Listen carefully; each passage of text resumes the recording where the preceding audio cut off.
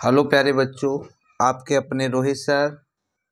I hope आप लोग आशा है ठीक होंगे। तो हम लोग विलियन चैप्टर पढ़ रहे थे। विलियन चैप्टर में नेक्स्ट जो टॉपिक है इसमें वो हम लोग पढ़ेंगे फार्मलता।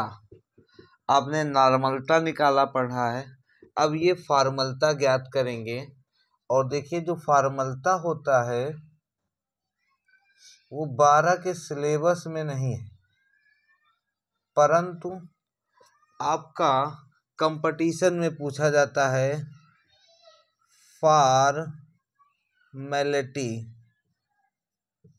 फॉर्मेलिटी कहा जाता है, जिसको हम कैपिटल F से प्रदर्शित करते हैं। तो यहाँ पे फार्मलता के बारे में हम लोग पढ़ेंगे। तो देखिए जो फार्मलता है कहता है कि किसी विलियन के 1 लीटर में, फार्मलता है किसी विलियन के 1 लीटर में उपस्थित विलेय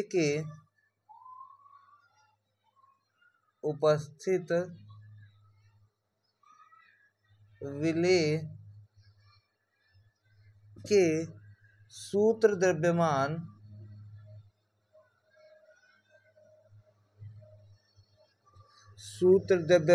की संख्या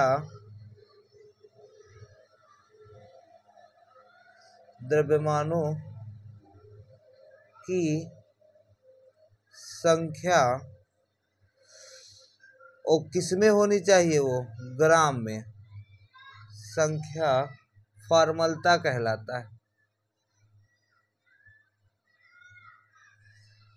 फार्मलता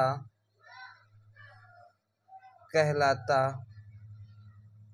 है। तो ये कहा गया, ये इसका डिफिनीशन है। यदि मैं इसके फार्मूले की बात करूं तो जो फार्मूला बनेगा वो फार्मूला कहा जाता है कि फार्मलता बराबर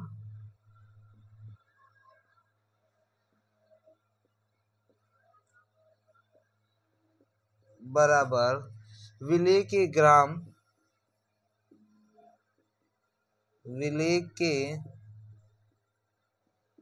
ग्राम सूत्र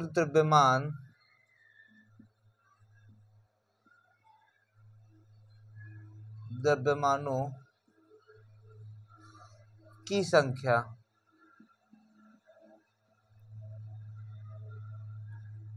बटे विलियन का आयतन लीटर में, बटे विलियन का आयतन किसमें, लीटर में। तो ये इसका फार्मूला बनता है। अब जो ग्राम सूत्र द्रव्यमानों की संख्या जो निकाली जाती है, हम उसको रख सकते हैं उसके स्थान पे कि जो फार्मलता होती है वो बराबर हो जाएगी विलेय के ग्राम सूत्र द्रव्यमानों की संख्या को हम उसके स्थान पे लिख सकते हैं कि विलेय का द्रव्यमान, और किस में होना चाहिए, ग्राम में, बटे विलेय का ग्राम सूत्र द्रव्यमान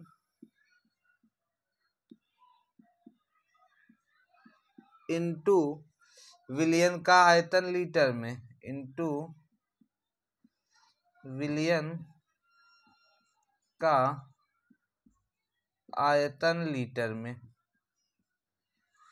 तो ये फार्मूला बन जाता है फार्मलता का। अब फार्मलता में देखिए एक चीज, यह वर्ड आया यहाँ पे, ग्राम सूत्र द्रव्यमान। ग्राम सूत्र द्रव्यमान, तो मैं आपको नोट करके एक चीज बताता हूँ कि जो आयनिक यौगिक होते हैं, आयनिक यौगिकों का जो आणविक द्रव्यमान निकालते हैं उसी को ग्राम सूत्र द्रव्यमान कहते हैं। तो हम चाहे उसको अणुसूत्र अणुभार कहें या आणविक द्रव्यमान कहें,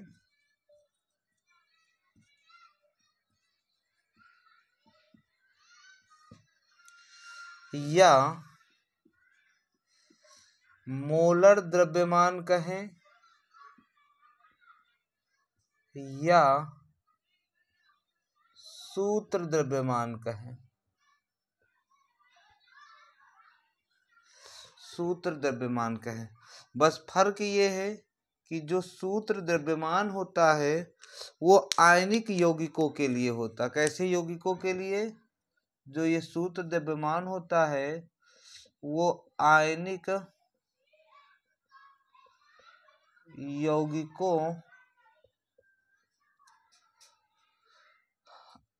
यौगिकों के लिए होता है।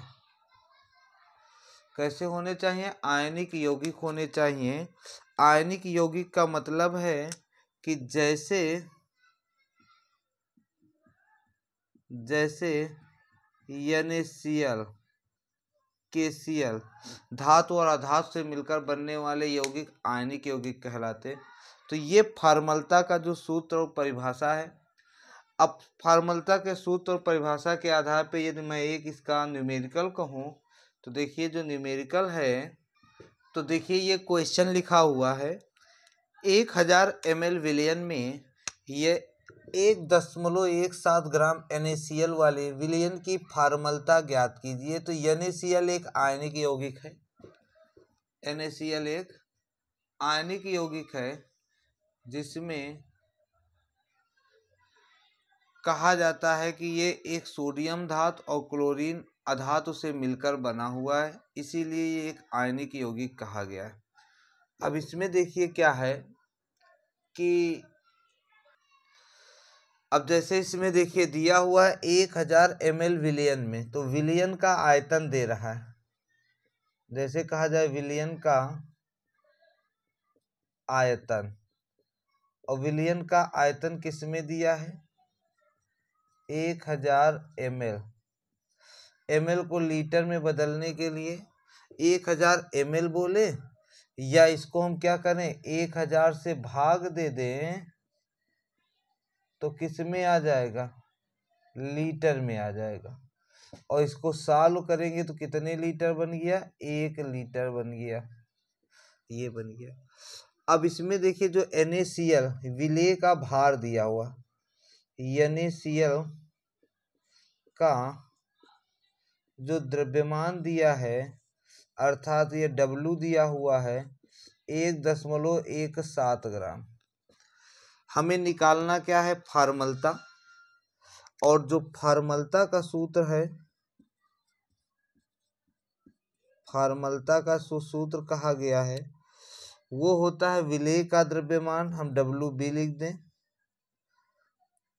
बटे विलेय का सूत्र द्रव्यमान MB लिख दिया जाए। विलयन का आयतन VT किस में? लीटर में लिख दें। तो ये है। तो बताइए ये विलेय का द्रव्यमान WB आ गया। अब हम NaCl एक आणविक द्रव्यमान है इसलिए उसको हम सूत्र द्रव्यमान बोलते हैं। तो हम NaCl का ग्राम सूत्र द्रव्यमान निकालें। तो किसी का भी ग्राम सूत्र द्रव्यमान निकालना है तो लिखा है इसके पहले कि उसको मान के चलिए आणविक द्रव्यमान। तो सोडियम का 23, क्लोरीन का 35.5 आएगा 58.5। ये हो गया इसके विलेय का ग्राम सूत्र, अर्थात ये क्या है? MB है। तो अब बताओ फॉर्मलता बराबर हम रख सकते हैं यहाँ पे वैल्यू F बराबर WB का मान है 1.17, MB का मान आया 58.5, लीटर कितना है? 1 है। तो यहाँ पे यदि हम दशमलव हटा दें तो दशमलव हटाने पर जो वैल्यू आती है, ये दशमलव हटा और ये दशमलव हटा, एक 0 बढ़ गया। इसका मतलब यहाँ पे है कि 117/5850। अब इसको सॉल्व करना है। अब इसको यदि आप सॉल्व करेंगे तो यहाँ पे इसका जो आंसर आएगा वो आंसर आता है आपका 0.02। 0.02 और एफ का मतलब फॉर्मलता, दिस आंसर। तो ये फॉर्मूलता के रिस्पेक्ट में एक क्वेश्चन था। नेक्स्ट देखें, देखिए नेक्स्ट क्वेश्चन जो है नॉर्मलता, इसके पहली वीडियो में हम लोगों ने फार्मूले देखे थे। तो देखिए नॉर्मलता के मध्य कुछ हम न्यूमेरिकल बताते हैं। जैसे क्वेश्चन लिखा हुआ है 80 ग्राम NaOH को जल में घोलकर विलयन को बनाया गया 500 ml का। अब 500 ml विलयन में हमको क्या बताना है, नॉर्मलता ज्ञात करनी। और हमको नॉर्मलता का फार्मूला पता है कि यदि हम नॉर्मलता का फार्मूला लिखा गया था तो नॉर्मलता को n से प्रदर्शित करते हैं। जिसको नहीं पता है वो इसके पहले वाली वीडियो में देख लेगा, उसमें नॉर्मलता का फार्मूला बताया गया। तो कहा गया था विलेय का भार बटे विलेय का तुल्यांकी भार इंटू विलयन का आयतन किसमें, लीटर में। ये नॉर्मलता का फार्मूला बनता था। तो नॉर्मलता के फार्मूले से हमें ज्ञात करना है। अब क्वेश्चन में दिया क्या क्या है ये देखते हैं। तो देखो क्वेश्चन में दिया हुआ क्या है, तो क्वेश्चन कह रहा है कि यदि हम आंसर की बात करें तो क्वेश्चन कहता 80 ग्राम NaOH। तो बताओ NaOH का भार बता रहा है, NaOH का भार अर्थात विलेय का भार WB का मान दे रहा है 80 ग्राम। जल में घोलकर 500 ml विलयन बनाया गया अर्थात विलयन का आयतन दे रहा है, विलयन का आयतन। और आयतन को किससे, V और विलयन को T से, कितने 500 ml। ml को लीटर में बदलने के लिए 500 बटे 1000 अर्थात 1/2 लीटर, ये बन गया। अब हमको क्या चाहिए, ये और ये मालूम पता चल गया। अब हमको चाहिए विलेय का तुल्यांकी भार। तो हम लिख सकते हैं NaOH का तुल्यांकी भार बराबर होता है NaOH का अणु भार बटे n। तो हम लिख सकते हैं WB/n। अब NaOH का WB नहीं MB लिखना है, n। अब MB का मतलब ये है कि जो हम तुल्यांकी भार का फार्मूला है, जिसका भी तुल्यांकी भार निकालना उसके अणुभार बटे n से हम क्या करते, सॉल्व कर लेते। अब हम NaOH का तुल्यांकी भार देखें तो बताओ NaOH का भार देखेंगे तो सोडियम का 23, ऑक्सीजन का 16, हाइड्रोजन का 1, टोटल कितना आ गया 40। तो यदि हम यहाँ पे 40 पे रख दिया जाए तो बताओ तुल्यांकी भार EB बराबर क्या आ जाएगा 40। n का मान बताओ कितने OH है, यहाँ पे 1 OH है तो n का मान कितना आ जाएगा 1 हो जाएगा। और n का मान 1 होने पर यहाँ पे 1 रखेंगे तो EB का मान कितना आएगा 40। इसका मतलब हमें पता चल गया कि जो विलेय का तुल्यांकी भार है वो कितना हो जाएगा 40। अब हमें सब पता चल गया। तो विलेय का तुल्यांकी भार पहले हम क्या रखेंगे, अभी इस फार्मूले में ध्यान दो।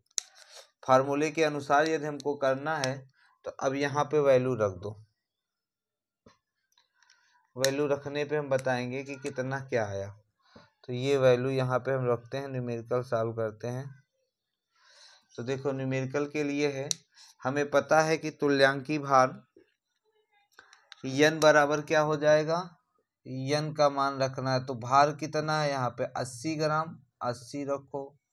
तुल्यांकी भार EB का मान कितना आया 40, 40 रखो। और क्या रखना है, लीटर में आयतन रखना है तो 1/2 रखो, 1/2। अब 2 को यदि हम ऊपर भेज दें और इसको कैंसिल कर दिया जाए तो 40 दूना 80। तो यहाँ पे कितना आया 2, 2 आने का मतलब ये 2 और ये ऊपर गया तो 2 = कितना हो गया 4। क्या है नॉर्मलता, कितना आंसर आया 4n आ जाएगा इसका आंसर। तो इसका आंसर 4n बन गया है। तो ये तुल्यांकी भार पे क्वेश्चन था। नेक्स्ट क्वेश्चन है नेक्स्ट वीडियो में। तब तक के लिए थैंक यू, धन्यवाद।